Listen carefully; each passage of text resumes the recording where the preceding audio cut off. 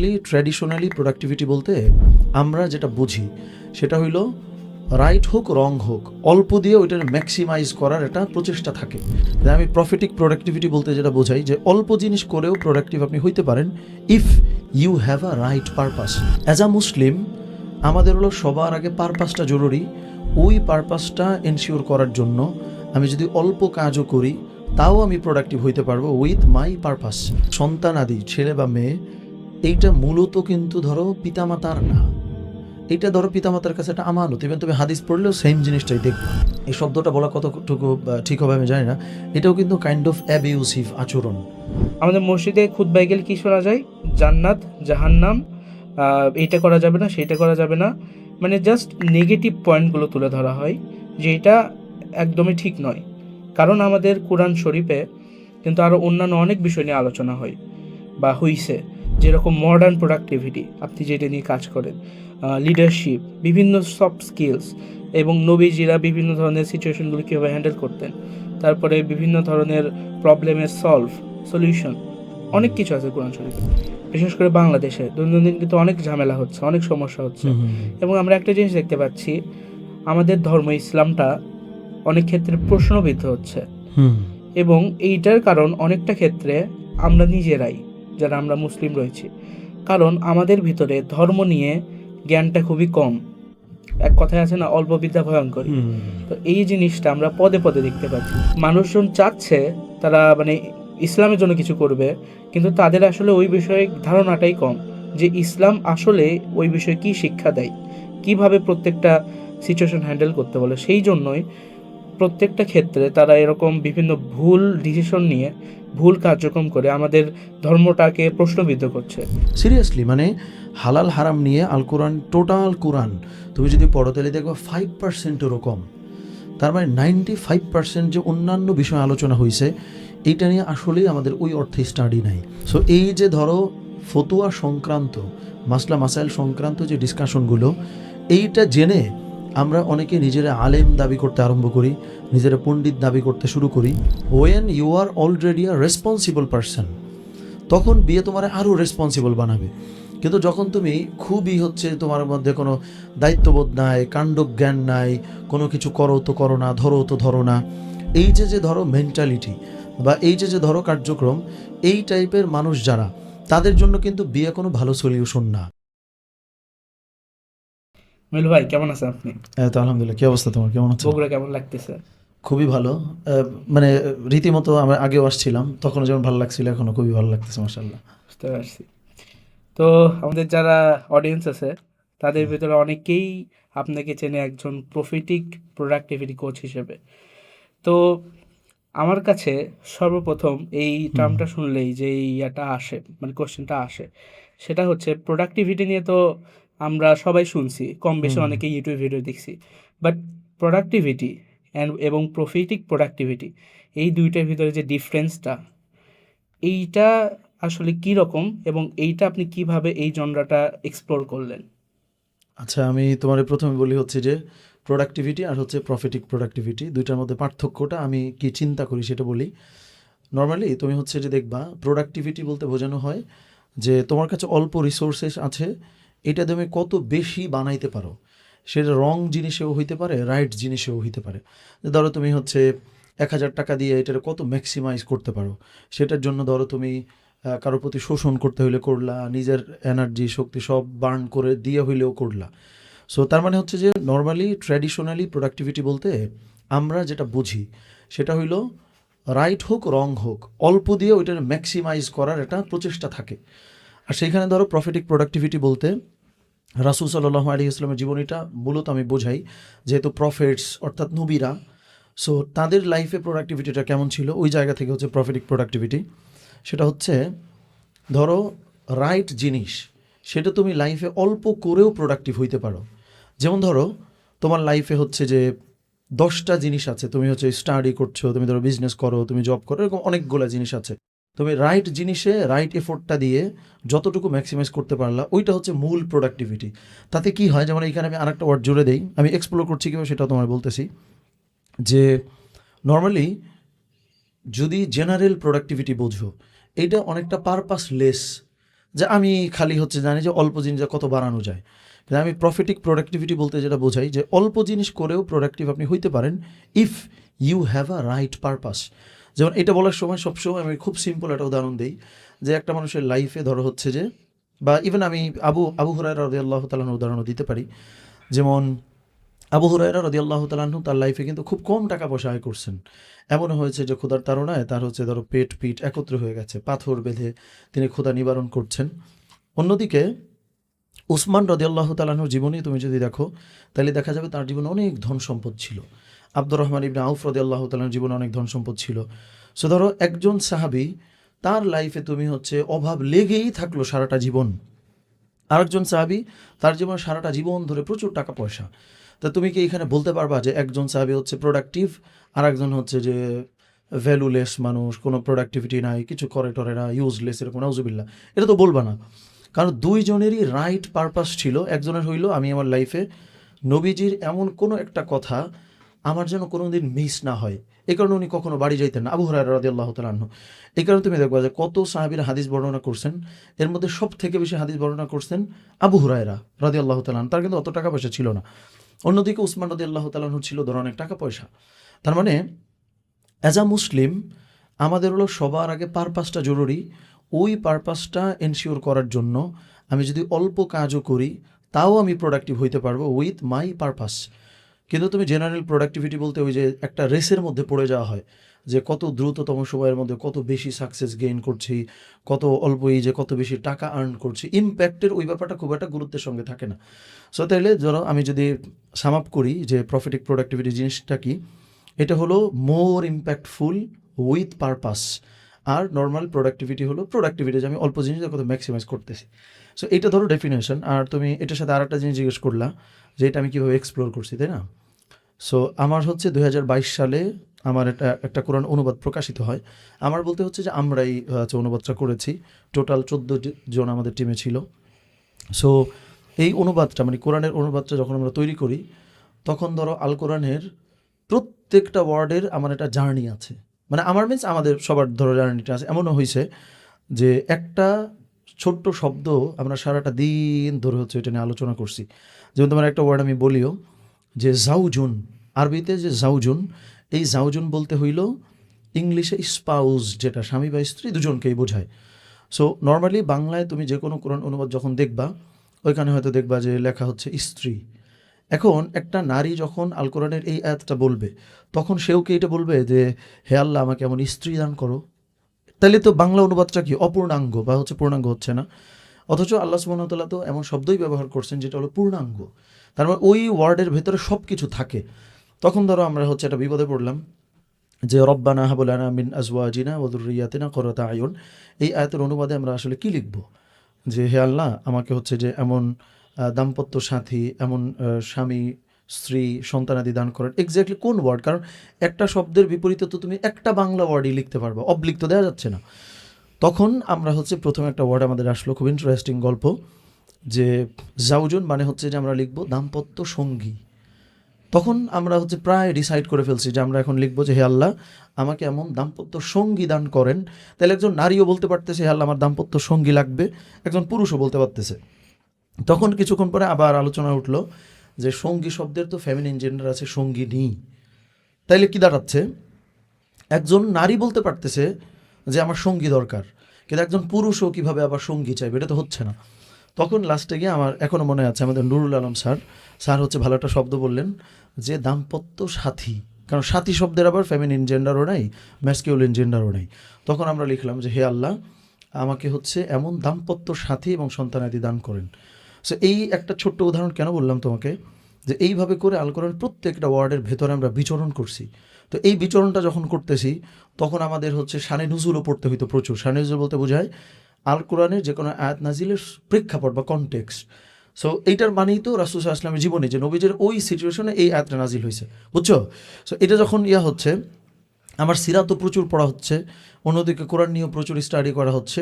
এর বাইরে তখন আমি আবার হচ্ছে ধরো প্রোডাক্টিভিটি নিয়ে যারা কাজ করে আলী আবদাল বা ধরো হচ্ছে যে অঙ্করওয়ারিকেও বা হচ্ছে এই জনরায় যারা ধরো আছে, এই টাইপের প্রচুর ভিডিওজ আমি হচ্ছে তখন দেখি। তো ওইটা দেখতেছি একদিকে, অন্যদিকে আমি তো হচ্ছে সারাদিন স্টাডি করতেছি সিরাত এবং কোরআন নিয়ে। তখন আমার কাছে মনে হইলো যে এই যে আমরা মানে হচ্ছে ওয়েস্টার্ন ফিলসফি থেকে প্রোডাক্টিভ হওয়া শেখার চেষ্টা করি, সেম জিনিস তো আমি দেখতেছি নবীর জীবনের মধ্যে আছে, কারণ তখন তো আমি সিরাত পড়তেছি। সেম জিনিস আমি দেখি যে ধরো আল্লাহ সুবহানাহু ওয়া তাআলা বলছেন যে এইভাবে চলতে হবে, এইভাবে করতে হবে। যেমন ধরো একটা হাদিস যে আল্লাহুম্মা বারিক লি উম্মতি ফি বুকুরিহা, যে রাসূল সাল্লাল্লাহু আলাইহি ওয়াসাল্লাম বলতেছেন যে হে আল্লাহ, আমার উম্মতের সকালবেলাটা তুমি বরকতপূর্ণ করো। তার মানে এই যে মর্নিং, এটা যে প্রোডাক্টিভিটির জন্য বিশাল একটা টাইম। তো এই জিনিস আমার কি ধরো হচ্ছে মিরাকেল মর্নিং বই পড়েই জানতে হবে, এটা তো হাদিসের মধ্যেই আছে। সো তখন আমার কাছে মনে হলো যে আমি এই দুইটা মিলে একটা ফিউশন তৈরি করতে পারি কিনা, যে অ্যাজ আ মুসলিম মডার্ন প্রোডাক্টিভিটির সব তো আমি সবসময় নিতে পারবো না। সো তাইলে কাজ করি, নবীরাও যেহেতু প্রোডাক্টিভ ছিলেন, আর নবীদের লাইফ মানে হলো কোরআনের ইমপ্লিমেন্টেশন। কোরআন তো থিওরি নিয়ে কাজ করে, তো কোরআন তো ডিরেক্ট অনেক ক্ষেত্রে আমরা হয়তো বুঝতে পারবো না, কমপ্লিকেটেড লাগবে। সো এটার অ্যাপ্লিকেশনটা যেহেতু নবীর লাইফে আছে, সো দ্যাট আমরা একটা ফিউশন তৈরি করতে চাই যে প্রফেটিক প্রোডাক্টিভিটি। কারণ আমার একটা ইন্টারেস্ট তখন এই প্রোডাক্টিভিটি জনরায় বা নিশে কাজ করতো। এই দুইটা মিলে ধরো আমি এটারে এক্সপ্লোর করছি, তুমি বলতে পারো। আর এটা ডেফিনেশনটাও তো তোমার হচ্ছে বললামই, এটাই এটাই ধরতে পারো। তো এই প্রোডাক্টিভিটি নিয়ে হুম আমাদের ইউথদের ভিতরে আমাদের প্রোডাক্টিভিটি ওয়ার্ডটা অনেক পরিচিত, কারণ আমরা সবাই চাই যে একটু প্রোডাক্টিভ লাইফ লিড করতে।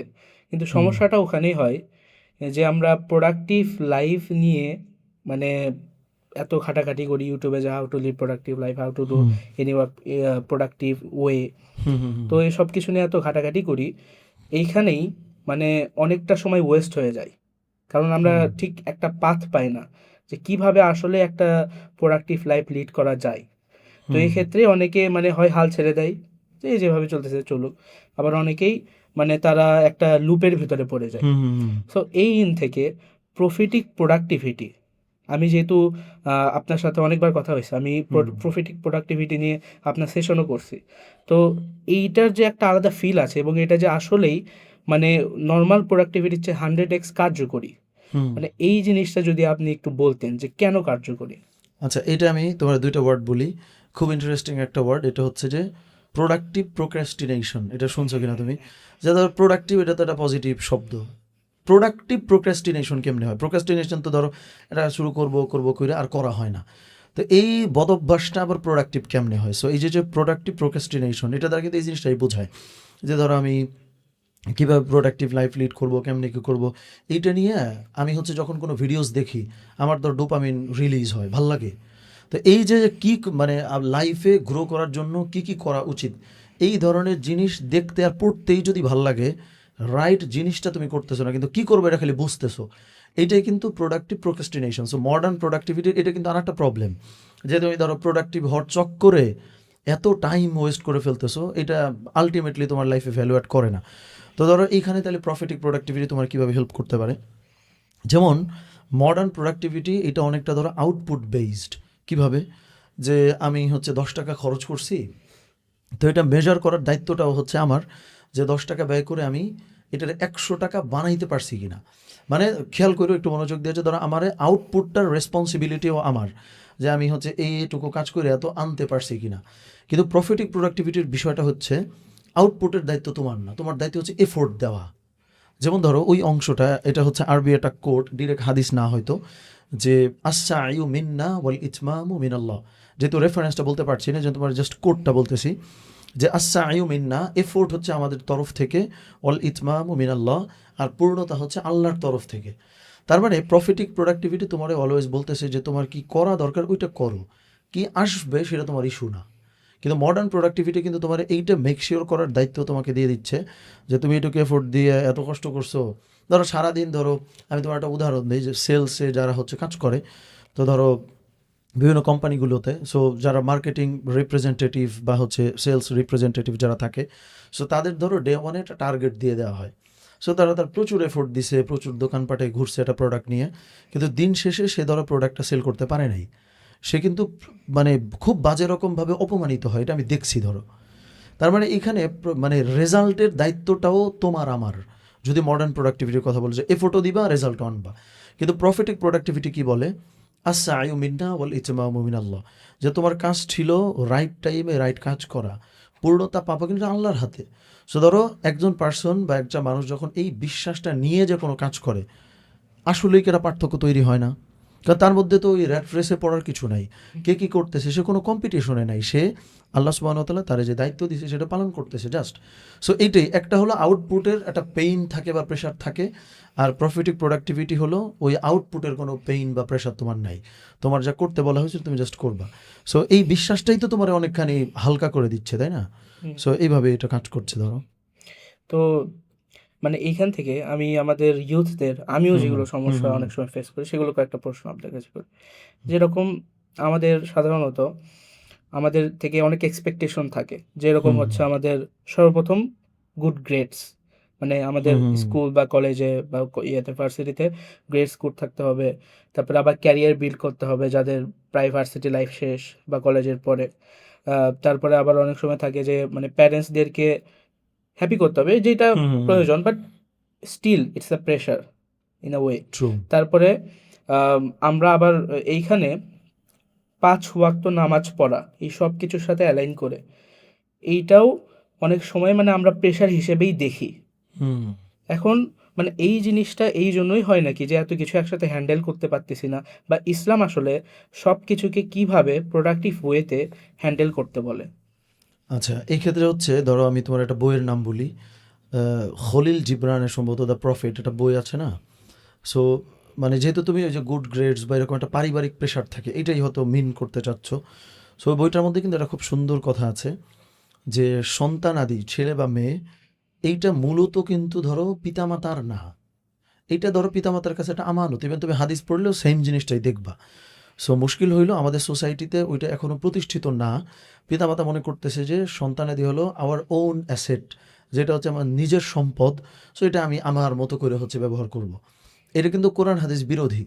কেন বিরোধী? দেখো আল কোরআন একটা আয়াতও কিন্তু আছে যে ওয়ালা তাজিরু ওয়া জিরতু উইজরা উখরা, যে এখানে কিন্তু ডিরেক্ট মানে জেনারেলি জিনিস এইভাবেই বলা যে একজনের কোনো কিছু দায়িত্ব বোঝা পাপ আরেকজন কোনো দিনও নিবে না, সেটা পিতামাতা হইলেও না, পিতামাতা মানে কেউই না।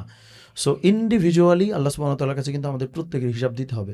সো এই যে বিষয়টা যে আমরা পিতামাতার মাধ্যমে পৃথিবীতে আসছি, পিতামাতার দায়িত্ব হইল আমাদেরকে এক্সপ্লোর করার সুযোগ দেওয়া।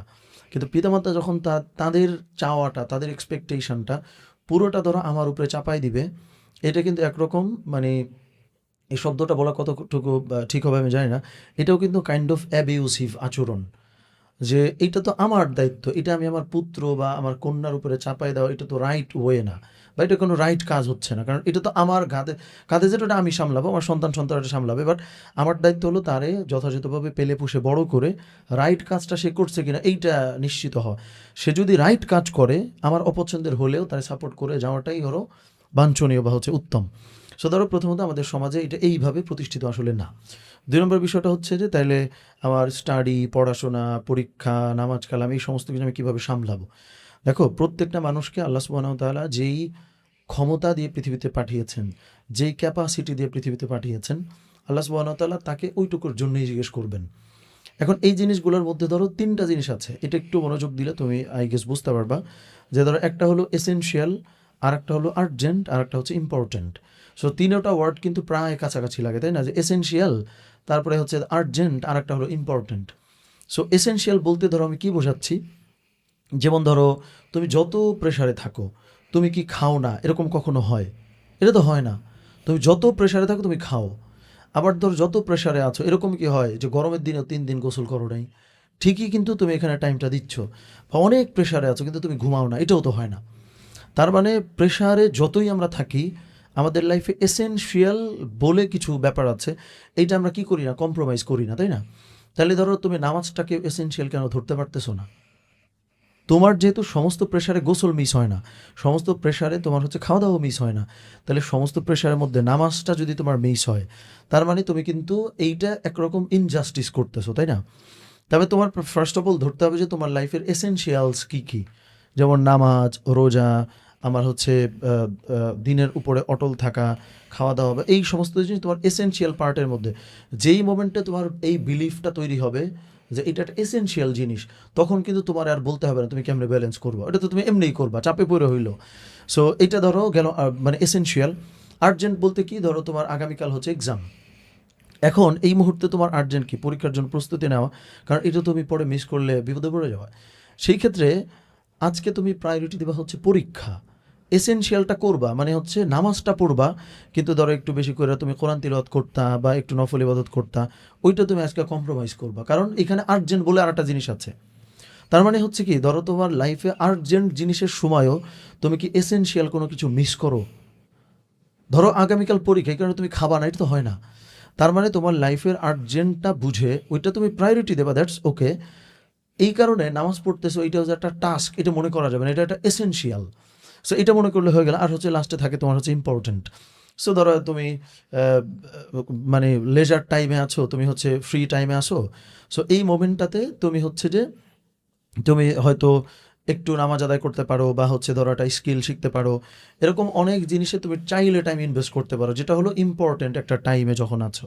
সো একটু হয়তো কনফিউজিং লাগতে পারে। মূল আমি যদি তোমার এই প্রশ্নের উত্তরটা একটু মানে সামারিটা নিই, যে সব আমি কেমনে ব্যালেন্স করব। সো তোমার এইটা আগে বুঝতেই হবে খুব ক্লিয়ারলি, আমার লাইফের এসেনশিয়াল কী। সো এসেনশিয়াল যদি আমি খুঁজে পেয়ে যাই, তাহলে যাবতীয় আর্জেন্ট কাজের মধ্যেও আমি ঠিকই ওইটা করতাম। So that's it. এই বিলিফ যদি আমাদের থাকে, তাহলে আমার মনে হয় যে মানে ব্যালেন্স করাটা সহজ, কারণ it's all about your intention, যে তুমি আদৌ ব্যালেন্সটা করতে চাও কিনা। আরেকটা প্রবলেম মানে এইটার সাথেই কিছুটা অ্যালাইন, হুম হুম হুম যেরকম আমরা অনেক সময় চেষ্টা করি যে আচ্ছা আমরা সব কিছুই মেইনটেইন করব, হুম বিশেষ করে আমাদের যে ইবাদতটা আছে, আমাদের যে কর্তব্য, ৫ ওয়াক্ত নামাজ পড়া, পাশাপাশি হয়তো এক্সট্রা কোরআন তেলাওয়াত করা। কিন্তু এখানে যে সমস্যাটা হয়, মানে আমাদের এইখানে যেটা মানে ইমান, আমি যদি ইমান বলে ভাবে, মানে এটা একদম কয়েকদিন একদম হাই থাকে, মানে হুম হুম হাই বলতে মানে আমরা সব কিছু পড়বই, কিন্তু হঠাৎ করে আমাদের মনের অজান্তেই সব কিছু অনেক কাজের প্রেশারে বা এইসব হতে হতে আমরা কেন জানি আবারও এই সব কিছু থেকে আস্তে আস্তে দূরে সরে আসি ইবাদতের হুম। থেকে। মানে এইটা আসলে এটা কি নর্মাল নাকি আমাদের স্পিরিচুয়াল কোনো প্রবলেম? এটা খুবই নর্মাল। কিভাবে নর্মাল, ধরো সাহাবায়ে কেরাম রাদিয়াল্লাহু তাআলা আনহুম আজমাইন, তাদেরকে সম্বোধন করে রাসূল সাল্লাল্লাহু আলাইহি ওয়াসাল্লাম একটা হাদিস বলছিলেন, যে খুব ইন্টারেস্টিং। তাইলে তুমি হচ্ছে বুঝতে পারবা যে এটা অনেক বেশি হতাশার কিছু না, এটা খুব নর্মাল একটা জিনিস, এবং এটার সলিউশনও আছে। যেমন নবীজি ধরো সাহাবীদেরকে বলতেছেন, জাদ্দিদু ঈমানাকুম। জাদ্দিদুর ডিরেক্ট বাংলা বা ডিরেক্ট ইংলিশ যদি তুমি শুনতে চাও, এটা হচ্ছে রিনিউ করা বা নবায়ন করা। ঈমানাকুম, ঈমান মানে তো বুঝতেছো, ঈমান, কুম মানে হচ্ছে তোমাদের। তার মানে দেখো নবীজি 1400 বছর আগে এই হাদিসটা অলরেডি বলে গেছেন, যে জাদ্দিদু ঈমানাকুম, যে তোমরা তোমাদের ঈমানটা নবায়ন করো, তোমরা তোমাদের ঈমানটা রিনিউ করো। তার মানে যেইটাকে নবীজি রিনিউ করতে বলছেন, তার মানে এটার এক্সপায়ার হওয়ার চান্স আছে, আর নাহলে তো রিনিউ করতে বলতেন না। তার মানে ধরো এটা খুব নর্মাল জিনিস, যে তুমি তোমার সারাউন্ডিংস বা তোমার সার্কেল বা হচ্ছে তুমি কই আছো বা না আছো, এই জিনিসটা তোমাকে প্রভাবিত করে, যে তুমি কখনো ইমানের পথে 100% থাকতে পারবা, কখনো 50, কখনো অনেক ক্ষেত্রে আমরা ইমান লেসও হয়ে যেতে পারি। সো এই কারণে ফার্স্ট অফ অল এটা আমাদেরকে বুঝতে হবে, এটা খুব নর্মাল। সো নর্মাল যদি আমরা ভাবি, তাইলেই না আমরা এটার হিল করতে পারবো বা রেমেডিটা জানবো। তো এটা হাদিস কোরআন পড়ে যতটুকু জানা যায়, সেটা হচ্ছে রাসূল সাল্লাল্লাহু আলাইহি ওয়াসাল্লাম আমাদেরকে গাইড করছেন, আমরা যেন অনেক বেশি জিকির করি।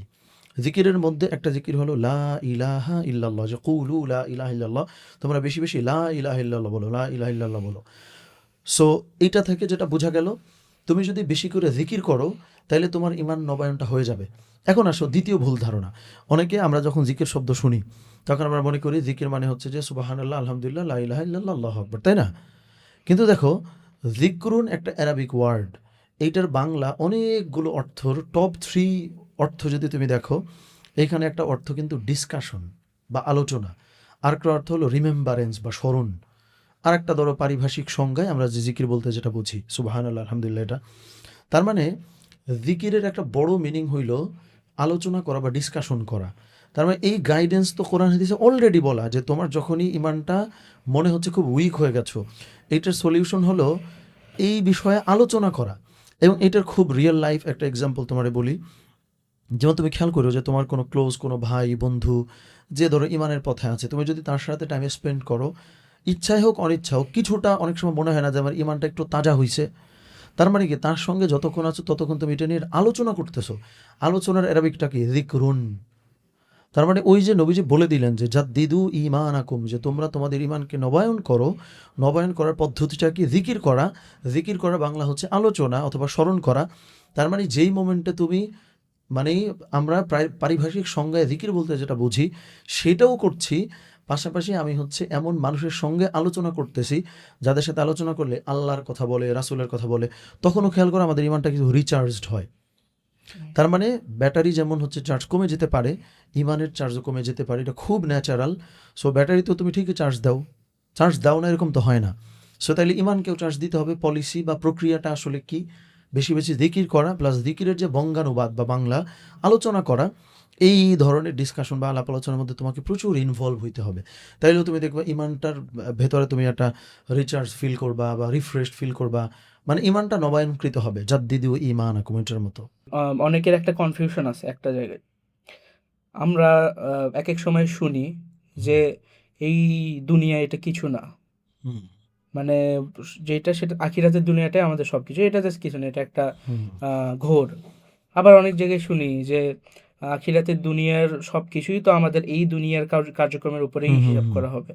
মানে এই ক্ষেত্রে আসলে ইসলাম কি বলে যে দুইটার ব্যালেন্স কিভাবে করা উচিত? ওকে, এটাও আল কোরআনের একটা আয়াত দিয়ে আমি শুরু করি, যে আমি দিন এবং দুনিয়া ব্যালেন্স কেমনে করব। আদৌ দুনিয়াতে ভালো করার কোনো দরকার আছে কিনা? অ্যাজ আ মুসলিম আমি তো আখেরাতে আমার প্রায়োরিটি পাওয়া উচিত, তাহলে দুনিয়ার অন্য কোনো কিছুতে আমার ভালো না হওয়াটা উচিত। যেমন আল কোরআনে আল্লাহ সুবহানাহু ওয়া তাআলা বলতেছেন যে রব্বানা আতিনা ফিদ দুনিয়া হাসানা ওয়াফিল আখিরাতি হাসানা। এখানে দেখো এই আয়াতটা তুমি যদি জাস্ট শোনো, শুনেও কি মনে হচ্ছে যে রব্বানা আতিনা ফিদ দুনিয়া, দুনিয়া আগে, ওয়াফিল আখিরাতি হাসানা। তার মানে এখানে আল্লাহ সুবহানাহু ওয়া তাআলা দিন এবং দুনিয়া দুইটা ওয়ার্ড ইউজ করছেন। ফার্স্টে কোনটা ইউজ করছেন? দুনিয়া।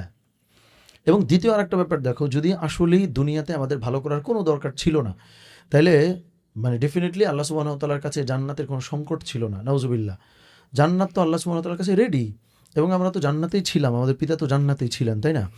তাইলে আল্লাহ সুবহানাহু ওয়া তাআলা তো আমাদেরকে আখেরাতে মানে হচ্ছে জান্নাতেই রেখে দিতে পারতেন। দুনিয়াতে আলাদা করে পাঠানোর সত্যিকারের অর্থে কোনো লজিক্যাল গ্রাউন্ড আছে যদি দুনিয়াতে আমি কিছুই না করি? তার মানে এই আয়াত থেকে যেটা খুব ক্লিয়ারলি বোঝা যায় ইভেন হচ্ছে যে আল্লাহ সুবহানাহু ওয়া তাআলা আদম আলাইহিস সালামকে, মানে আমাদের পিতাকে যে খলিফা করে পৃথিবীতে পাঠিয়েছেন, যে ইন্নী জাইলুম ফিল আরদি খলিফা, যে ইন্নী জাইলুম ফিল আরদি খলিফা, যে আমি হচ্ছে যে দুনিয়াতে খলিফা পাঠাইতে চাই, মানে আমার প্রতিনিধি পাঠাইতে চাই। তার মানে দুনিয়াতে আল্লাহ সুবহানাহু ওয়া তাআলা আমাদেরকে পাঠিয়েছেন। নাউজুবিল্লাহ। যদি তুমি এইটাই বলো যে দুনিয়াতে কোনো কাজ নাই, তাহলে ব্যাপারটা এরকম হচ্ছে না যে আল্লাহ সুবহানাহু ওয়া তাআলা কোনো পারপাস ছাড়া দুনিয়াতে পাঠাইলেন। নাউজুবিল্লাহ, এটা তো হওয়ার কথা না। তার মানে যেহেতু দুনিয়াতে আমরা আসছি, মানে আল্লাহ পাঠাইছেন, সেহেতু কোনো না কোনো পারপাস তো আসলেই আছে। সেটা হইল কি? দুনিয়ার জীবনে আমাদেরকে ইবাদত বন্দেগী করে আমাদের পৃথিবীতে স্বাচ্ছন্দ্যের জীবনটা অর্জন করা। রব্বানা আতিনা ফিদ দুনিয়া হাসানা, যে দুনিয়াতেও আমরা ভালো করব। সো তাইলে আল্লাহ সুবহানাহু ওয়া তাআলা আমাদের প্রত্যেককে যেই দক্ষতা দিয়েছেন, যেই স্কিল দিয়েছেন, যেই ডিউটি, যেই রেসপন্সিবিলিটি যা দান করছেন, আমার ডিউটি হইল ওইটা খুব পুঙ্খানুপুঙ্খ করে আল্লাহ সুবহানাহু ওয়া তাআলাকে খুশি করা। এবং ওই খুশি করতে গিয়ে দুনিয়াতে আমার লাইফটা মানবেতর হবে সেটাও না, বরং ওই লাইফটাও যেন সুন্দর হয়। এই কারণেই তো ওই যে রব্বানা আতিনা ফিদ দুনিয়া হাসানা এই আয়াতটা। তবে এইটুকু থেকে তো এইটুকু তুমি আশা করা যায় বুঝতে পারতেছো যে অ্যাজ আ মুসলিম দুনিয়াতে তুমি ভালো থাকবা না এটা হইতে পারার কথা না। বরং একটা প্রকৃত মুসলিমের দিকে তাকাইলে তোমার আসলে মনে হবে আরে সেই লাইফ তো, এই ফিলিং, এই ওয়াও ফিলটা একজন মুসলিমকে দেখলেও আসতে পারা উচিত। অ্যাজ আ মুসলিম তোমার আমার ওই রোলটাই প্লে করা উচিত। এরকম না যে আমার দেখলে মানে মইরা যাইতে ইচ্ছা করে, আমার দেখলে হচ্ছে যে মানে মানে দুনিয়ার কোনো লাগে না, তো এটা তো হওয়ার কথা না। দুনিয়াতেও আমরা রাজ করব আমাদের ইসলামটাকে রেখে, আখেরাতেও আমরা ভালো করব দুনিয়াতে ইসলামটা পালন করছি বলেই। সো এটাই দিন এবং দুনিয়া দুইটাতেই ভালো থাকাই একজন ধরো প্রোডাক্টিভ মুসলিমের কাজ বলতে পারো, বা একজন ভালো মুসলিমের কাজ। ওকে। তো আহ, আমাদের এইখানে আহ, এই আমাদের সমাজে আমি যদি কয়েকটা সমস্যা বলি, সেরকম আমাদেরকে সবসময় বলা হয় যে মসজিদে যাও, ইসলামিক সার্কেল আরও অ্যাক্টিভ হও। মানে এইটা তো আসলে হওয়া উচিত, এবং এইটা আসলে এখানে হইলে আসলে অনেক বেনিফিট আছে। তবে আমরা কি আসলে ব্যর্থ হচ্ছি না যে এই এনভায়রনমেন্ট আমরা তৈরি করতে পারতেছি না, যে একজন ইউথ বা একজন নর্মাল যুবক সে একটা মসজিদের প্রতি আকৃষ্ট হবে, একটা ইসলামিক সার্কেলের প্রতি আকৃষ্ট হবে। যেরকম আমি যদি বলি, আমাদের মসজিদে যে খুতবাগুলো হয়, আমাদের মসজিদে যে আলোচনাগুলো হয়, সেগুলো কিন্তু একঘেয়েমি হয়ে গেছে। হুম। সেগুলো কিন্তু সেই কোরআনের ছোট্ট একটা অংশ নিয়েই তারা সবসময় আলোচনা করে। আমাদের মসজিদে খুতবায় গেলে কি শোনা যায়? জান্নাত, জাহান্নাম, এইটা করা যাবে না, সেইটা করা যাবে না। মানে জাস্ট নেগেটিভ পয়েন্টগুলো তুলে ধরা হয়, যেটা একদমই ঠিক নয়। কারণ আমাদের কোরআন শরীফে কিন্তু আরও অন্যান্য অনেক বিষয় নিয়ে আলোচনা হয় বা হইছে। যেরকম মডার্ন প্রোডাক্টিভিটি, আপনি যেটা নিয়ে কাজ করেন, লিডারশিপ, বিভিন্ন সফট স্কিলস, এবং নবীজিরা বিভিন্ন ধরনের সিচুয়েশনগুলো কীভাবে হ্যান্ডেল করতেন। তারপরে বিভিন্ন ধরনের প্রবলেমের সলিউশন, হুম। অনেক কিছু আছে কোরআন শরীফে। এইগুলো নিয়ে আলোচনা করলেই কিন্তু আমরা ইউথরা আরও আকৃষ্ট হব, পাশাপাশি আমাদের রিয়েল লাইফের অনেক সমস্যারই সমাধান হয়ে যাবে। এইটা কি আসলেই আপনার কাছে একটা সমস্যা মনে হয় না?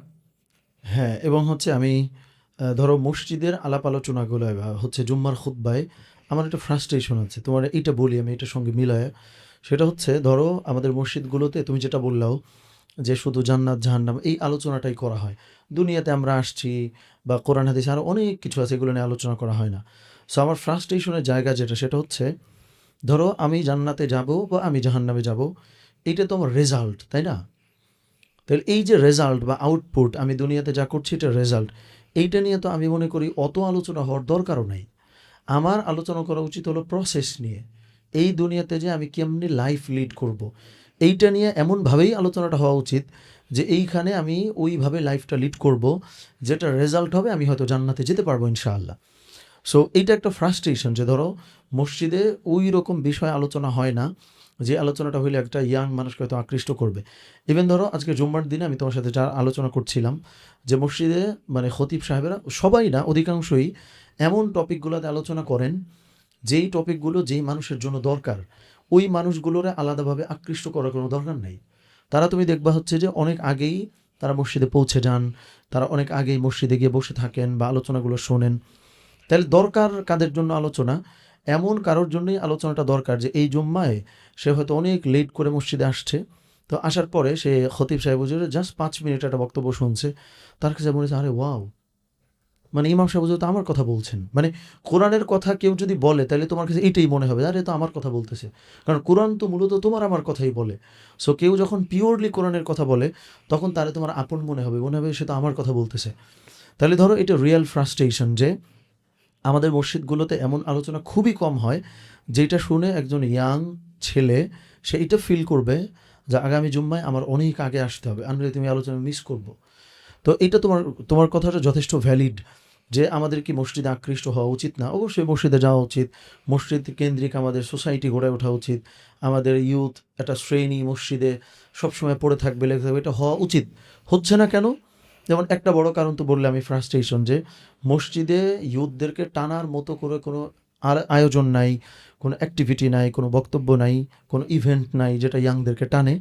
এইটাই মেইন কারণ। আর এর বাইরে আবার যুবকরাও যে মসজিদটাকে ওন করে গিয়ে ধরো খতিব সাহেব হুজুরের সাথে বা ইমাম সাহেব হুজুরের সাথে ওইভাবে একটা রিলেশনশিপ বিল্ড করবে, করার পরে হচ্ছে যে একটু ইনফ্লুয়েন্স করে হলেও নিজেদের দিকে টানতে পারবে, এই ব্যস্ততা কিন্তু ইয়াংদের মধ্যেও বেশ কম। সো দুইটাই ফ্রাস্ট্রেশনের কারণ, যেই জন্য তুমি যেটা বললে যে হওয়া উচিত ছিল আনন্দের মসজিদে যাতায়াত, বাট এইটা হয়ে গেছে কাইন্ড অফ দায় সারা, যে না গেলে কেমন দেখা যাবে, নামাজটা হয়তো পড়ে আসি। সো এটা ফ্রাস্ট্রেটেড হওয়ার মতো এই বিষয় আসলে। আমি যদি আমার একটা এক্সপিরিয়েন্স শেয়ার করি, যে আমি যেহেতু একটা ইউথ অর্গানাইজেশনের সাথে কানেক্টেড আছি, ওয়াইবিসি, আমি সেটা ফাউন্ডার, তো সেহেতু আমার সব কিছু অপারেশন সব কিছু আমাকে হ্যান্ডেল করতে হয়। এবং আমি ওখানে মাঝে মাঝে কিছু সেশনসও নিই, মানে আমার সেশনগুলো হয় আমাদের ইন্টারনাল মেম্বারদের ভেতরে। তো সেদিন আমি লিডারশিপের উপর সেশন নিচ্ছিলাম। তো আমি ভাবলাম যে প্রেজেন্টেশনটা তৈরি করতেছিলাম যে ইসলামিক কিছু রেফারেন্স অ্যাড করি। তো সেইখানে আমি ভাবলাম যে একটু ঘাটাঘাটি করতে গিয়ে আমি অবাক হয়ে গেলাম যে আমাদের কোরআনে বা আমাদের নবীজির লাইফে কতগুলো জ্ঞান আছে, যেই যেই জিনিসগুলো আমাকে 1-2 ঘন্টা ধরে শেখাইতে হতো, ওই এক একটা ঘটনা বললেই লাইক 10-20 মিনিটে এগুলো শিখে ফেলা সম্ভব। যেরকম নবীজির হিলফুল ফজুল গঠন, এবং তিনি কিভাবে ওইটার একটা ফরম্যাট বানালেন, সেখান থেকে বিভিন্ন মানে সংগঠনের নীতি, হুম তারপরে কিভাবে অ্যাক্টিভিটিসগুলো চলবে, তারপরে তিনি সাহাবীদের কিভাবে ট্রেন করতেন, সাহাবীদের মাঝে কাজগুলো ভাগাভাগি করে দেওয়া। হ্যাঁ, তো এই সব বিষয়গুলো আহ, ওকে দাও। সাহাবীদের মাঝে বা সাহাবীদেরকে ট্রেনিং করতে এনতেই বললে হবে। তিনি কিভাবে সাহাবীদের ট্রেনিং করতেন এবং সাহাবীদের মাঝে কিভাবে কাজগুলো ভাগাভাগি করে দিতেন, এই সব বিষয়গুলো নিয়ে মানে আমি পড়ার পরে খুবই শকড হলাম এবং মনে হলো যে আমি এতদিন ধরে একটা বড় জ্ঞানের মাধ্যম থেকে নিজেকে দূরে সরে রাখছিলাম। তবে পাশাপাশি আবার খারাপ আরেকটা কারণে লাগলো যে এই সব বিষয়গুলো নিয়ে কেন আমাদের মানে সমাজে শেখানো হচ্ছে না, মসজিদে শেখানো উচিত এগুলো। এগুলো আমাদের ইসলামিক, তো আমরা বিভিন্ন ওয়াজ দেখি, ওয়াজ মাহফিলে এগুলো শেখানো উচিত। আপনি যদি দেখেন বিদেশে যারা এরকম স্কলার রয়েছে, মুনফি মেঘ, তারপরে নোমান আলী যিনি রয়েছেন, মানে তাদের কন্টেন্টগুলো কিন্তু খুবই ইনফরমেটিভ, এডুকেটিভ হয় in a Islamic way. But আমাদের দেশে এগুলো হচ্ছে না, মানে এইটি কি আসলে বড় একটা সমস্যা না? হ্যাঁ, যেমন ধরো মানে তুমি তো রাসূল সাল্লাল্লাহু আলাইহি ওয়াসাল্লাম হিলফুল ফুজুল এটা বললা। যেমন দেখো তোমার তো প্রতিষ্ঠান হচ্ছে youth build up community, right? So ধরো এই যে ওয়াইবিসি বা youth build up community, so এখানে কমিউনিটি মানে তো ধরো সংঘ বা এই টাইপের, আর ইয়ুথ মানে হচ্ছে ধরো যুব। তো রাসূল সাল্লাল্লাহু আলাইহি ওয়াসাল্লাম তিনি যে হিলফুল ফুদুল গঠন করেছিলেন যে যুব সংঘ, ইয়াংদের জন্য, সেম জিনিসটা তো তুমিও করতেছো মাশাআল্লাহ। তাহলে তোমার মানে প্রসঙ্গটা হচ্ছে বা কোয়েশ্চেনটা হইল, এই জিনিসটা তো আমি মসজিদের খুতবায় শুনতে চাই, এই জিনিসটা তো আমি ওয়াজের মাহফিলে ময়দানে শুনতে চাই যে এইটা এইটা করা উচিত, যেটা তোমার অনেক ঘাটাঘাটি করে পরে হয়তো প্রেজেন্টেশনটা বানাইতে হইলো। এটা কিন্তু ট্রু যে ধরো এটা আমরা তো আগে ওই যে গতকালও বোধহয় আলোচনা করছিলাম যে আমরা অনেক ক্ষেত্রে ইসলামের south Asian version of Islam হয়তো প্র্যাকটিস করি। একটু মনোযোগ দিও যে south Asian version of Islam বলতে কী বোঝাচ্ছি। যেমন ধরো হচ্ছে আমাদের সাবকন্টিনেন্ট, ভারতীয় উপমহাদেশ, পাকিস্তান মানে বাংলাদেশ, পাকিস্তান বা ভারত, এই যে এই বেল্টে আলাদাই একটা ইসলাম প্র্যাকটিস করা হয়। মানে যেই ইসলামটারে তোমার জীবনের ইসলাম খুবই কম মনে হবে, মানে যেই ইসলামটাকে মনে হবে যে এটা ডিটাচ কোনো জিনিস, এটা আলাদা কোনো কিছু, এটা আমার লাইফের পার্ট না। সো ইটস ট্রু যে আমরা যেহেতু বাংলাদেশে আছি, সো আমাদের আশপাশে ইভেন আমাদের হচ্ছে দেশে আমরা ইসলামিক যে আলাপ আলোচনাগুলো শুনি, ইটস ট্রু যে এইটা একজন ইয়াংকে টানবে, একজন ইয়াংকে উদ্যোক্তা বানাবে, তার লাইফটা চেঞ্জ করবে, তার ভেতরে লিডারশিপ কোয়ালিটি আনবে, তার কমিউনিকেশন শেখাবে, যেই জিনিসগুলো আসলেই তো ইনবিল্ট ইসলামের মধ্যে। কারণ রাসূল সাল্লাল্লাহু আলাইহি ওয়াসাল্লাম, দেখো আমি খুব ইন্টারেস্টিং একটা উদাহরণ দেই যে রাসূলুল্লাহ সাল্লাল্লাহু আলাইহি ওয়াসাল্লাম যখন ইসলাম প্রচার করছিলেন, তখন একই ইসলাম রাসূল সাল্লাল্লাহু আলাইহি ওয়াসাল্লাম এক এক রকম শ্রেণীর মানুষের কাছে এক এক রকমভাবে প্রেজেন্ট করেছেন। এইটা যে বিকৃতভাবে নবীজি প্রেজেন্ট করেছেন নাউজুবিল্লাহ, ব্যাপারটা তা না, বরং ডিফারেন্ট ডিফারেন্ট ওয়েতে প্রেজেন্ট করছেন। যেমন ধরো কোনো একটা গোত্রে রাসূল সাল্লাল্লাহু আলাইহি ওয়াসাল্লাম ইসলাম প্রচার করতে গেলেন, সো ওই গোত্রের মধ্যে কী প্রবলেম আছে বা কী অসুবিধা আছে, নবীজি কিন্তু চেষ্টা করতেন ইসলাম দিয়ে ওই গোত্রের বিরাজমান সমস্যাটার সমাধান করা। তাহলে কি হইল, নবীজি যেহেতু একটা প্রবলেম সলভ করতেছেন, তখন ওই গোত্রের মানুষ কিন্তু অ্যাট্রাক্টেড ফিল করছে, ওরে সুবহানাল্লাহ, মানে ইসলাম তো আমার কথা বলতেছে। আবার সেই রাসূল সাল্লাল্লাহু আলাইহি ওয়াসাল্লাম যখন ধরো কোরাইশ বংশের বিভিন্ন অভিজাত সম্ভ্রান্ত শ্রেণী পিপল বা শ্রেণী পেশার মানুষের কাছে দাওয়াত প্রচার করছেন, তখনও নবীজি দিনের একই কথা বলছেন, কিন্তু এটাকে এমনভাবে প্রেজেন্ট করতেছেন যে ওই মানুষগুলো এটা ফিল করতে পারবে যে আমরা অভিজাত বংশের মানুষ হিসেবে আমরা তো চাই নেতৃত্ব, আমরা তো চাই আভিজাত্য। তাইলে ইসলামের মধ্যে যদি আমি ঢুকি, তাহলে ইসলাম তো আমার নেতৃত্ব দিতেছে, ইসলাম আমার লিডার বানাইতেছে, ইসলাম আমার হচ্ছে যে এই অ্যাডভান্টেজ দিচ্ছে সমাজের মধ্যে। তার মানে দেখো একই ইসলাম এক একটা শ্রেণী পেশার কাছে এক একভাবে প্রেজেন্টেড হচ্ছে বা উপস্থাপিত হচ্ছে, এবং প্রত্যেকেই অ্যাট্রাক্টেড ফিল করতেছে। তো এই কাজটা তো নবীজি করে গেছেন। তাহলে সেই জায়গা থেকে ধরো ইয়াংরাও তাদের লাইফের যে প্রবলেম, যেমন ধরো তুমি খুব ভালো একটা পয়েন্ট বলছো, সফট স্কিল বা হচ্ছে এরকম, তো এই জিনিসগুলো তো প্রত্যেকটা মানুষের শেখা উচিত। সো এটা তো আসলেই কোরআন হাদিসে আছে। যেমন ধরো ওই উদাহরণটা কেন টানলাম যে নবীজি এক এক গোত্রের কাছে এক একভাবে ইসলামটাকে হাজির করেছেন, এটা কিন্তু ইফেক্টিভ কমিউনিকেশন স্কিল, যে আমার একই মেসেজ অডিয়েন্স অ্যাডাপ্টেশন করে যে কার মতো অডিয়েন্সের কাছে কার কাছে কিভাবে হাজির করা উচিত, এইটা বুঝে খুব স্মার্টলি নবীজি যে প্রেজেন্ট করতেন। তার মানে এটা কি যেই তেই লেভেলের কমিউনিকেশন, এটা তো নবীজের মধ্যে ছিল, সাহাবীদের মধ্যেও ছিল। কিন্তু সেইখানে ইসলামের মধ্যে এত কিছু আছে, একে তো এত কিছু আমাদেরকে শেখানোও হচ্ছে না আনফর্চুনেটলি, একে তো আমরা ওইভাবে হয়তো শেখাচ্ছিও না, বা যাদের শেখা দরকার তারাও সেই অর্থে হয়তো ইন্টারেস্টেড ফিল করছে না, বা আমরাও ইন্টারেস্টেড ফিল করাইতে পারছি না। এর বাইরে ইসলামটা ইটসেলফ যে এত ইন্টারেস্টিং, এইটাও তো আমরা ওইভাবে প্রেজেন্ট করতে ব্যর্থ হয়েছি। যেমন এইটার ব্যাপারে আমার মনে হয় একটা উদাহরণ আমি তোমার দিতে পারি, এটা আগেও তোমার সাথে আমার আলোচনা হয়েছে, যে ধরো কোকাকোলা বা হচ্ছে স্প্রাইট বা হচ্ছে পেপসি, এগুলো প্রত্যেকটাই তো পশ্চিমা দেশ থেকে এসছে, তাই না? এটা তো কোনো মুসলিম কান্ট্রির কোনো প্রোডাক্ট বা কোনো পণ্য বা কিছুই না। কিন্তু দেখো, তারা হচ্ছে এই কোক বেচে ইসলাম বিরোধী কাজকর্মই তো করে। কিন্তু এই কোকটা তারা যখন একটা মুসলিম কান্ট্রিতে বেচে, তখন ওই দেশের বিরাজমান যে কালচার, ওই দেশের যে রিলিজিয়ান বা ধর্ম, সেইটা তারা কোকের মধ্যে নিয়ে আসার চেষ্টা করে। যেমন তুমি এটা খেয়াল করছো কি না, যে কোকের যেই হচ্ছে মানে তোমার কি বলে, বোতলটার উপরে যেটা কাগজ মোড়ানো থাকে, এখানে অনেক সময় চাঁদের ছবি থাকে, মানে এটা ঈদ ফিল। তারপর রোজার সময় যে মানে রোজা বা ঈদ, এটার যে আইকনগুলো থাকে, বা শুধু কোক না অন্যান্যরা এই আইকনটা কেন দেয়? তারা তো মুসলিম না, কিন্তু তারা আমাদেরকে, আমরা কি ফিল করি ওই ফিল আমাদেরকে দিতে চায় যে ইটস ইউর প্রোডাক্ট। তার মানে একটা মানে অমুসলিম পণ্য, সেটাও মুসলিম কান্ট্রিতে এসে এমনভাবে উপস্থাপিত হয় যেটা তুমি ওন করতে পারো, যেটা ফিল করতে পারো, রিলেট করতে পারো। সেখানে তো ধরো ইসলাম আল্লাহ প্রদত্ত ধর্ম, আমার জীবন ব্যবস্থা এবং নিরাপদ, মানে এই ড্রিঙ্কগুলো তো কোনো নিরাপদ জিনিস না, ক্ষতিকর। ইসলাম উপকারী, কিন্তু তাও ইসলামরে আমরা ওইভাবে প্রেজেন্টই করতে পারলাম না যে মানুষগুলো এটাকে আপন মনে করবে, সব শ্রেণী পেশার মানুষ, সমস্ত বয়সের মানুষ। সো ইয়েস, মানে এটা তুমি যেটা বললে, এটা রিয়েল ফ্রাস্ট্রেশনেরই কারণ, যে ইসলামটাকে যেইভাবে হাজির করা দরকার ওইভাবে আসলেই হাজির করা হয় না। তাইলে ইসলাম দিয়েই আমাদের লাইফের বহু কিছু আমরা শিখে ফেলতাম, বহু প্রবলেমের সলিউশনও ইনশাল্লাহ করে ফেলা যেত। আমাদের যেরকম আরেকটা যে সমস্যা, এটা মানে আমরা ইউথরা অনেকে বুঝি, অনেকে আবার বুঝি না। সেটা হচ্ছে যে এই যে আমাদের সমাজে, বিশেষ করে বাংলাদেশে দৈনন্দিন কিন্তু অনেক ঝামেলা হচ্ছে, অনেক সমস্যা হচ্ছে। হুম হুম এবং আমরা একটা জিনিস দেখতে পাচ্ছি, আমাদের ধর্ম ইসলামটা অনেক ক্ষেত্রে প্রশ্নবিদ্ধ হচ্ছে। হুম এবং এইটার কারণ অনেকটা ক্ষেত্রে আমরা নিজেরাই, যারা আমরা মুসলিম রয়েছি। কারণ আমাদের ভিতরে ধর্ম নিয়ে জ্ঞানটা খুবই কম।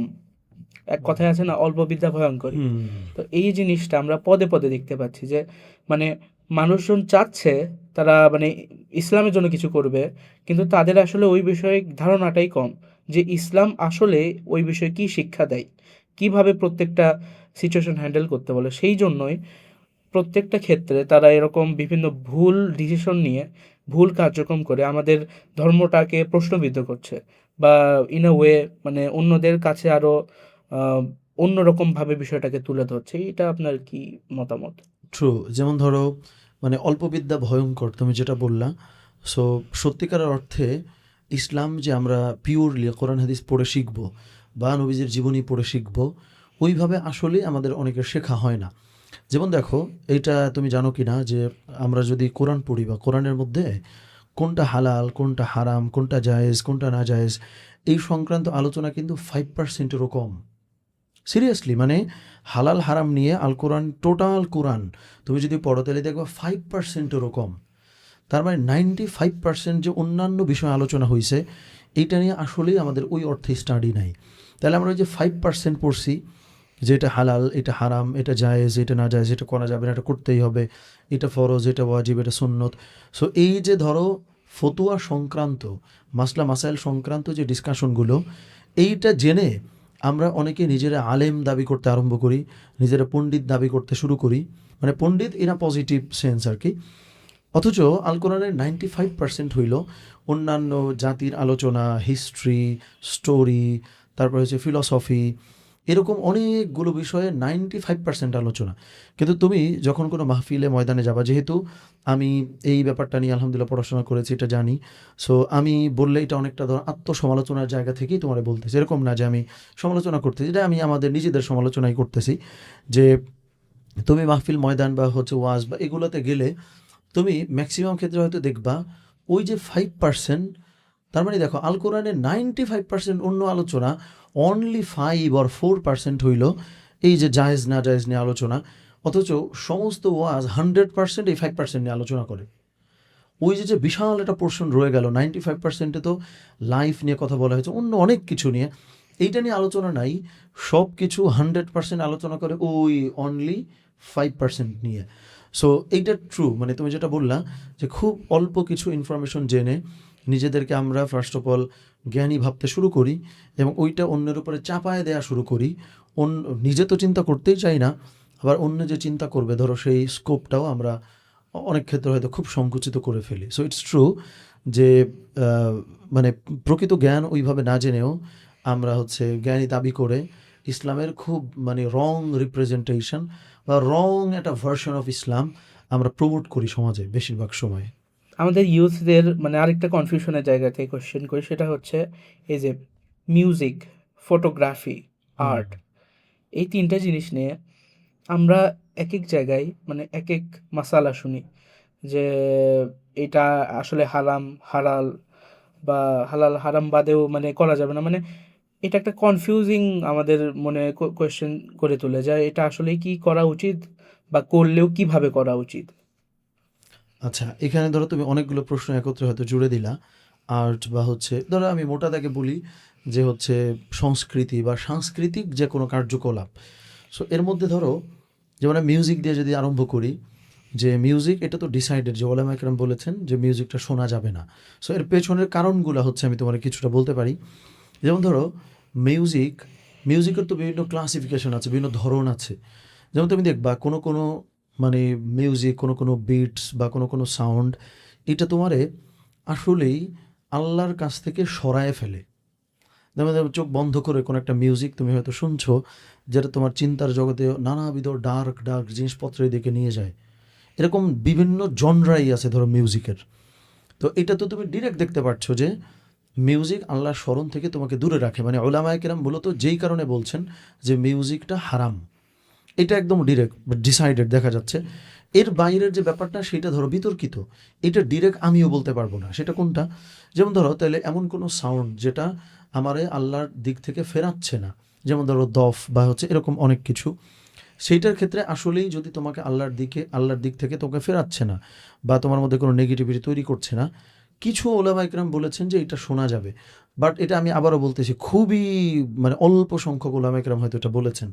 বাট মিউজিকের ক্ষেত্রে অধিকাংশ ওলামায়ে কেরাম, যেটাকে ওলামায়ে জামহুর বলে, যে অধিকাংশ ওলামায়ে কেরাম তাদের সমন্বিত মাসালা কিন্তু ওইটাই যে যেই জিনিসটার মধ্যে ক্ষতিকর উপাদান আছে, যেমন ধরো একটা ড্রেন, এই ড্রেনের ভেতর দিয়ে অনেক নোংরা জিনিসপত্র ধরো যায়। এখন এই নোংরা জিনিসপত্র যেখান দিয়ে যায় ওইখানে যদি ধরো দুধ বা হচ্ছে মধু, সেটাও ধরো ওই ড্রেন হয়ে যায়, তুমি কি দুধ বা মধু ওই ড্রেন থেকে খাবা? খাচ্ছ না। ওকে, দুধ তো খাওয়া উচিত বা মধু তো খাওয়া উচিত, আমরা কেন খাই না? কারণ হচ্ছে যে এই ড্রেনটা দিয়ে আসলে নাপাক বা নোংরা জিনিস যায়। সো ওই জায়গা থেকে হচ্ছে কনসিডার করা হয় বা বলা হয় যেহেতু মিউজিকটা মানে ন্যাচারালি হচ্ছে অন্য দিকে তোমাকে ডাইভার্ট করে, সো দ্যাট এই রিস্কি জিনিসে না জড়ানো উত্তম। সো মিউজিক নিয়ে ধরো আমি এইটুকু বলতে পারলাম। এর বাইরে ধরো হচ্ছে যে আমি যদি তুমি আর্ট বা অন্যান্য কিছু বলছো, দেখো সত্যিকার অর্থে ইসলাম কিন্তু কালচারালি এনরিচড রিলিজিয়ান। আমি আবার বলি যে ইসলামটা কিন্তু কালচারালি এনরিচড একটা রিলিজিয়ান। কিভাবে? যেমন ধরো রাসূলুল্লাহ সাল্লাল্লাহু আলাইহি ওয়াসাল্লাম যখন মদিনায় হিজরত করেছেন, মানে মক্কা থেকে যখন মদিনায় গেছেন, তখন নবীজিকে কিন্তু একটা গান বা নাশিদ বা গজল, তলা আল বদরু আলাইনা, যে আমাদের উপর চাঁদ উদিত হয়েছে, এরকম গান গেয়ে নবীজিকে কিন্তু হচ্ছে অভিনন্দন জানানো হয়েছিল বা ওয়েলকাম করা হয়েছিল। তারপরে রাসূল সাল্লাল্লাহু আলাইহি ওয়াসাল্লাম যখন মদিনায় গেছেন, তখন তিনি দেখতে পাচ্ছেন যে এখানে ধরো হচ্ছে দুটো উৎসব চলতেছে, নওরজ বা মেহেরজান, এরকম শব্দ একটু ভুল হতে পারে, মেহেরজানটা বা আরেকটা নওরজই হবে। সো এই দুটো উৎসব তখন চলতেছে।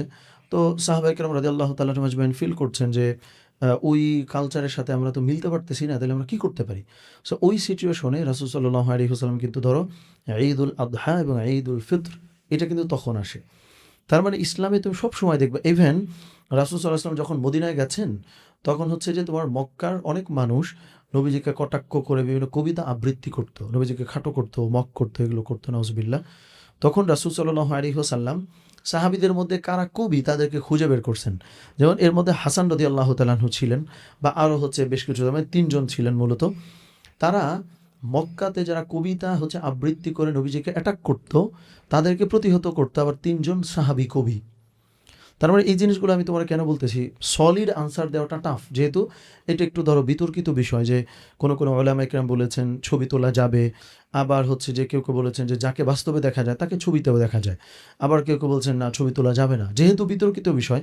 এই কারণে আমি তোমার কিছু ফান্ডামেন্টাল নিয়ে কথা বলতেছি, যে ইসলামে যে ধরো কবিতার কথা দেখলা, ঈদের কথা দেখলা, তলা আল ভাদ্র আলাইনা দেখলা, এরকম অনেক ইনসিডেন্ট তুমি দেখবা যেখান থেকে তুমি এটা খুব ক্লিয়ারলি বুঝতে পারবা যে ইসলাম সত্যিকার অর্থে কালচারালি এনরিচড, মানে সাংস্কৃতিকভাবে খুবই সমৃদ্ধ একটা ধর্ম।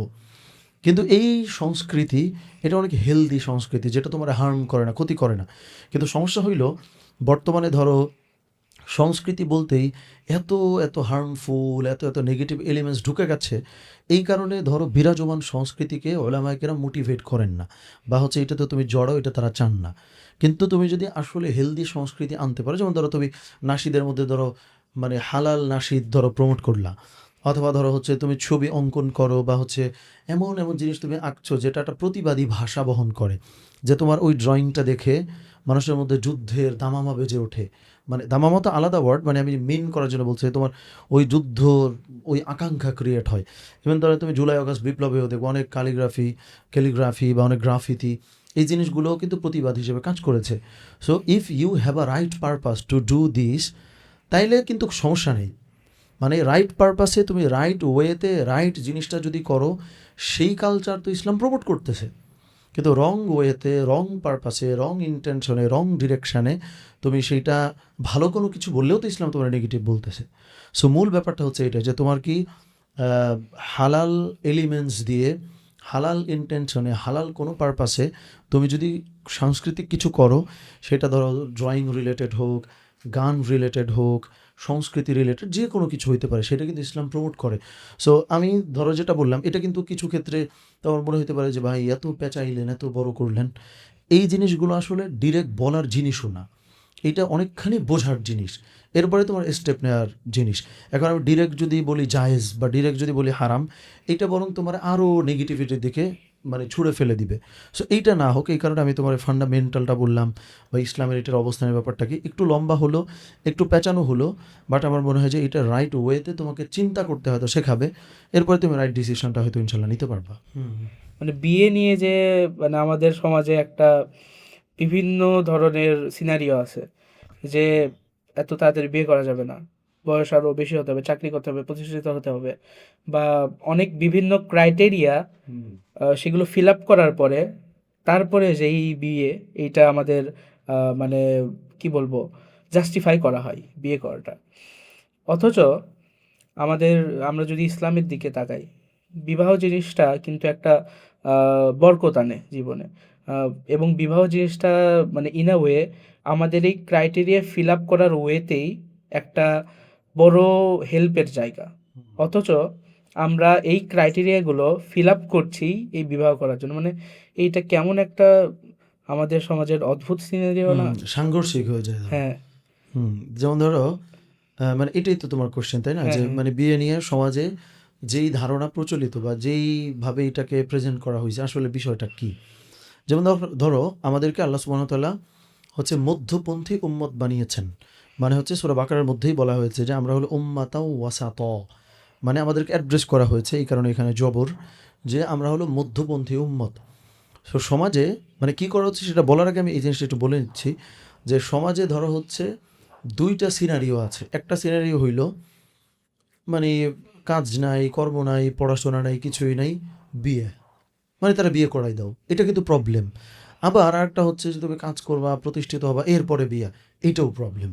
বরং আমাদের এখানে ব্যালেন্স তৈরি করা দরকার। ব্যালেন্সটা কীভাবে? যেমন ধরো তুমি যেটা বললা যে আমরা লাইফে সফল হব, আমরা টাকা পয়সা আয় করব, বা প্রতিষ্ঠিত হব, অনেক কিছু হব। সো এটা তো একটা লম্বা জার্নি।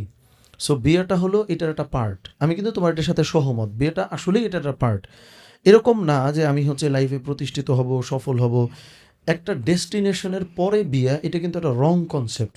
বরং বিয়েটা হলো তোমার ডেস্টিনেশনে যে যাত্রাটা করবা, এই যাত্রার একটা সহযাত্রী তোমার আসলে লাইফে দরকার। সো তাইলে এবার আসো, তাহলে কোন কোন ক্রাইটেরিয়া যদি মিট হয়ে যায় তাহলে তুমি বিয়ে করতে পারো। যেমন ধরো ইমোশনালি তোমার ম্যাচিউরিটি ধরো কতটুকুন, বা হচ্ছে তুমি কতটুকু রেসপন্সিবল পারসন, যদি আমি কিন্তু বিয়ের ক্ষেত্রে ধরো একটা ওয়ার্ডই বলি যে রাসূলুল্লাহ সাল্লাল্লাহু আলাইহি ওয়াসাল্লাম যে 4টা কুফুর কথা বলছেন, যে একটা সাদৃশ্য প্রপারলি আছে কিনা। সো পুরো জিনিসটা তুমি দেখবে একটা জিনিস দিয়ে কাভার হয়, সেটা হচ্ছে তুমি আসলেই কি রেসপন্সিবল পারসন কিনা। রেসপন্সিবল পারসন যদি তুমি আসলে হয়ে থাকো, তাইলে এই বিয়ে তোমার মোর রেসপন্সিবল বানাবে। যে তুমি আগে হয়তো 10,000 টাকা আয় করতা, বিয়ের কারণে তুমি হয়তো 20,000 টাকা আয় করবা বা 30,000 টাকা আয় করবা। মানে when you are already a responsible person, তখন বিয়ে তোমার আরও রেসপন্সিবল বানাবে। কিন্তু যখন তুমি খুবই হচ্ছে তোমার মধ্যে কোনো দায়িত্ববোধ নাই, কাণ্ডজ্ঞান নাই, কোনো কিছু করো তো করো না, ধরো তো ধরো না, এই যে ধরো মেন্টালিটি বা এই যে ধরো কার্যক্রম, এই টাইপের মানুষ যারা, তাদের জন্য কিন্তু বিয়ে কোনো ভালো সলিউশন না। একটু মনোযোগ দিও এই ব্যাপারটাতে, যে তুমি যদি রেসপন্সিবল হও, কিন্তু ধরো তুমি সামর্থ্যবান না কিন্তু তুমি রেসপন্সিবল, তাইলে বিয়েটা তোমার আরও বরকত দান করবে, তোমার মধ্যে আরও সামর্থ্য তৈরি করবে। কিন্তু যেই মোমেন্টে তুমি না করো কাজকর্ম, না লাইফের ব্যাপারে কোনো সিরিয়াস, ওই মোমেন্টে বিয়ে করাটা কিন্তু কোনো কোনো ক্ষেত্রে আরেকটা মেয়ের লাইফটা নষ্ট করবে। সো তাইলে দেখো আমি যেটা বললাম, আমি কিন্তু একটা ব্যালেন্সের কথা বললাম। এইটা জরুরি না যে তুমি গাড়ি করবা, বাড়ি করবা, লাখ লাখ টাকা আয় করবা এরপরে বিয়ে। নো, তোমার যখন মনে হবে তুমি একটা রেসপন্সিবল পারসন, যে তুমি তো কিছু আয় করো মাশাআল্লাহ, এই আয়টা এনাফ না, ইটস ট্রু, বাট তুমি যেহেতু আয় করো, তুমি যেহেতু রেসপন্সিবল, তোমার যেহেতু অভ্যাস ক্যারেক্টার এগুলো ঠিকঠাক, তাইলে তুমি ওই 10-15 হাজার টাকাই বিয়ে করো, তাইলে বিয়েটা তোমার বারাকা দিবে। যেমন দেখো আল কোরআনে আল্লাহ সুবহানাহু ওয়া তাআলা কিন্তু বলেছেন যে তোমার যদি ধন না থাকে, তুমি যদি বিয়ে করো, তাহলে আল্লাহ সুবহানাহু ওয়া তাআলা তোমাকে হচ্ছে গনি করবেন। আচ্ছা, তাহলে আমরা যে কনক্লুশনে আসতে পারি, সমাজ যেটা বলে অনেক প্রতিষ্ঠিত হওয়ার পরে বিয়ে করা, এরপরে বিয়ে করে কোনো লাভ নাই। আবার একদম দায় সারা ভাব, গা ছাড়া ভাব, যে তুমি একটা মেয়েকে ঘরে বিয়ে করে নিয়ে আসছো, তুমি হচ্ছে তোমার ফ্যামিলির উপর প্রেশার বাড়ায় দিচ্ছ, তুমি কোনো রেসপন্সিবল না, তাদের জন্যও কিন্তু বিয়ে না। সো যেই মোমেন্টে তুমি রেসপন্সিবল, ওকে, ওই মোমেন্টে বিয়ে করার জন্য তোমার রাইট টাইম। বিয়ে তোমাকে মোর রেসপন্সিবল বানাবে, কিন্তু মোটেও দায়িত্ববোধ তোমার নাই, বিয়ে কিন্তু তোমার রেসপন্সিবল নাও বানাইতে পারে। সো দ্যাটস দ্য থিং, যে ওই প্রপার ব্যালেন্সে যদি হয়, তাহলে এই ক্ষেত্রে আমাদের পিতামাতারও বোঝা উচিত যে আমার সন্তান বড় হচ্ছে, বুঝমান হচ্ছে, ওর মধ্যে রেসপন্সিবিলিটি আছে, তাইলে হচ্ছে তাকে বিয়ের পথটা আগায় দিই। আবার এরকমও না হোক যে হচ্ছে ছেলে বা মেয়ে পাগল করে তুলতেছে, বিয়ে করাই দিলাম, এইটাও না হোক। সো আমাদের পিতামাতার ওই ব্যালেন্সটা আসলে আনা উচিত, যে অনেক দেরিও না হোক, আর সন্তানদেরকেও বোঝা উচিত যে রাইট টাইমটাতে আমরা যেন বিয়েটা করি, ওইটা যেন আমরা না পিছাই। ইসলাম আসলে আমাদের সাকসেসটাকে মানে কিভাবে মেজার করে যদি আমরা ইসলামিক ওয়েতে দেখি, সেটা কি মানি, পজিশন, আখিরাত, মানে এটা যদি আপনি জাস্ট শর্টে 1-2 লাইনে বলতেন। আচ্ছা, ইসলাম আমাদের সাকসেস কীভাবে মেজার করে, এটা আসলে তুমি ডিরেক্ট যদি এক কথায় শুনতে চাও, ওটা হবে না। আমি একটু সংক্ষেপেই বলি, বাট একটু বোঝায় বলার চেষ্টা করি। টাকাও না, পয়সাও না, কিছুই না, বরং ইসলাম প্রকৃত অর্থে তোমাকে যে কাজটা দিয়ে আল্লাহ সুবহানাহু ওয়া তাআলা পৃথিবীতে পাঠিয়েছেন, যে ওয়ামা খালাকাতুল জিন্না ওয়াল ইনসা ইল্লা লিয়াবুদুন, যে আমার বান্দাদেরকে আমি ইবাদতের জন্য পাঠিয়েছি, জিন এবং ইনসানকে। সো ধরো একজন ডাক্তার, বোঝো মনোযোগ দিয়ে, একজন ডাক্তার, তাকে আল্লাহ সুবহানাহু ওয়া তাআলা ডাক্তার হওয়ার মানে এই সুযোগ দান করছেন। একজন ইঞ্জিনিয়ার, তাকে এই সুযোগ দান করছেন। একজন লয়ার, একজন সাংবাদিক, ইভেন একজন ইউটিউবারও। এই যে আল্লাহ সুবহানাহু ওয়া তাআলা প্রত্যেকটা মানুষকে যাকে যা হওয়ার তৌফিক দান করছেন, ওইটাই তার ইবাদতের জায়গা।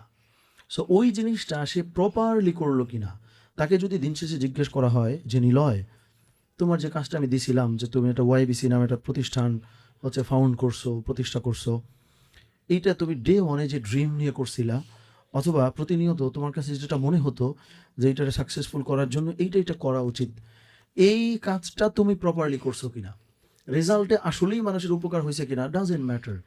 সো মূল ব্যাপারটা হচ্ছে আল্লাহ সুবহানাহু ওয়া তাআলা আমাদেরকে যেই জব ডিসক্রিপশন বা যেই জেডি দিয়ে আমাদেরকে পাঠাইছেন, প্রত্যেকটা মানুষের জেডি আলাদা আলাদা। কমন যে রিচুয়ালগুলো আছে ইবাদত, সেটা তো করতেই হবে। সো ওই জেডিটা দিন শেষে আমার কাছে কি মনে হয় যে আমি জাস্টিফাই করতে পারছি, that's the measurement of your success. ওইটা যদি হয় তাইলেই সাকসেসফুল তুমি। বুঝতে পারছি। ধরো এই মানে মূল যদি এক কথায় তাহলে শুনতে চাও, লাস্ট বলি, যে ইসলাম মূলত কখনোই তোমার আউটপুট বা তোমার রেজাল্ট দেখে তুমি সফল কিনা জাজ করে না। তোমার ইনপুট, তোমার এফোর্ট, তোমার প্রসেসে সময় দেওয়া, এইটা তুমি দিচ্ছ কিনা, ওইটাই হলো তোমার মূল মেজারমেন্ট। বুঝতে পারছি। তো আজকে আমাদের মানে এই পডকাস্টের লাস্ট কোয়েশ্চেন, এবং এইটা একটা মেসেজ গিভিং আপনার অ্যান্সার হতে পারে, সেটা হচ্ছে একটা ইউথ যদি তার লাইফে আরেকটা চান্স পেত, তাকে আপনি কী কী অ্যাডভাইস দিতেন? লাইক খুবই বড় না, লাইক ইম্পর্টেন্ট কিছু অ্যাডভাইস। এবং মানে এইটার পাশাপাশি আমাদের যারা অডিয়েন্সে অনেক ইউথ আছে বা অন্যান্য অনেক মানুষ আছে, তাদের জন্য একটা আপনি মেসেজ দিয়ে শেষ করতে পারেন। ওকে, একটা মেসেজই দিব, লম্বা করব না। যে কোনো ইউথকে আমি যদি কোনো একটা অ্যাডভাইস দেওয়ার সুযোগ পেতাম, এই একটা মেসেজই দিতাম, লম্বা করে বলতেছি না। সেটা হচ্ছে যে কখনোই আপনার বা তোমার মুরব্বিহীন হওয়া উচিত না। মুরব্বিহীন রে তুমি বাংলায় মেন্টরহীন হওয়া বলতে পারো, মানে ইংলিশে মেন্টর। সো তুমি যেই এই যে থাকো না কেন, তোমার লাইফে ওই রকম একজন মেন্টর চাই, যার কাছে যে কোনো টাইমে যে কোনো কথা যে কোনোভাবে তুমি বলতে পারো। এবং তুমি একটা রং কাজও যদি করো, কেউ জানে না, ওই একটা মানুষ জানে যে তুমি একটা রং কাজ করছো। এইটুকু ফ্র্যাঙ্ক হইতে, কিন্তু সে তোমার মেন্টর হইতে হবে। ছোট হইতে পারে, বড়ও হইতে পারে। মেন্টর বলতে তার প্রতি তোমার ওই রেসপেক্টটা থাকা লাগবে। সে তোমার কথা বললে তুমি শুনবা। এইটা প্রত্যেকটা ইয়াং মানুষকে, আমার আমার সত্যিকার অর্থে আমার যদি সুযোগ হইতো, আমি হয়তো এই কথাটা বলতাম বা জোর করে হইলেও করাইতাম, যে তোমার একজন মুরব্বী লাগবে। মানে মুরব্বী, উস্তাদ বা মেন্টর ছাড়া একটা মানুষ হয়তো লাইফে অনেক কিছু করে, কিন্তু তুমি হয়তো খেয়াল করবা অনেক মানুষ অনেক বড় হয়েছে, কিন্তু তারে দেখে তোমার মনে হয় যে আরে এটা তো আমি মনে হয় কনসালটেন্সি দিতে পারি। এই যে যে মনে হয় না কিছু মানুষকে দেখে, কারণ সে ডিরেকশন লেস। এই ডিরেকশন দুইটা ভাবে, একটা হলো কেউ তারা পরিচালনা করে না, আবার এই ডিরেকশনের আরেকটা মানে কিন্তু কোনোটা গতি, কোনোটা পথ। সো এই কারণে আমি বলবো যে কোনো ইয়াং বা ইউথের এই ব্যাপারটা স্মরণে রাখা উচিত যে আমার লাইফে কি কোনো মেন্টর আছে। তার সব কথা আমি শুনতে পারি না পারি, কিন্তু তারে আমি বলি, তারপরে হচ্ছে কাজটা করি, দ্যাটস ইট।